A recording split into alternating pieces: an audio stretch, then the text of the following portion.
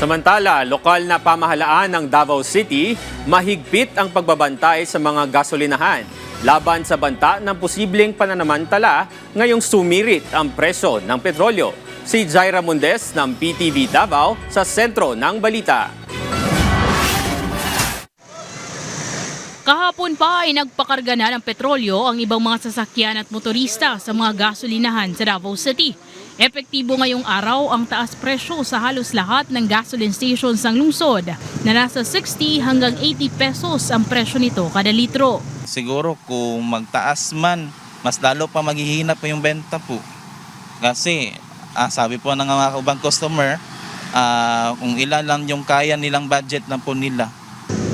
Namomroblema na ang mga van drivers lalo na ang may mga biyaheng patungo sa Isulan at Takurong sa Sultan Kudarat dahil wala na umano silang maiuuwi sa kanilang pamilya dahil sa mataas na presyo ng petrolyo.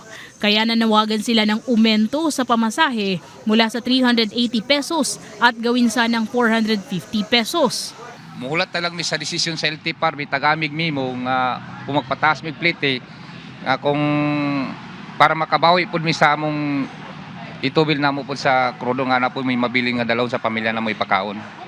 Naiintindihan naman ng isang pasahero ang gusto ng mga driver basta ang taas singil ay aprobado ng LTFRB.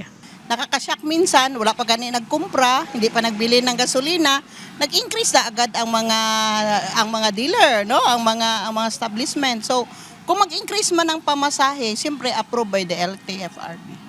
Mahigpit naman ang pagbabantay ng lokal na pamahalaan sa mga gasoline stations na aabuso ng sitwasyon.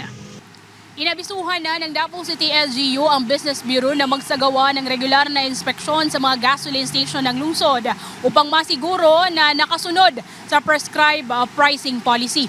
Hinihikayat naman ang mga konsumante na i-report sa pamamagitan ng Davao City Reports ang makikita na irregularidad sa mga fuel stations.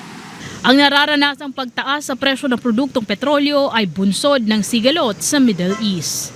Mula rito sa PTV Davao, Jaira Mundes para sa Pambansang TV sa Bagong Pilipinas.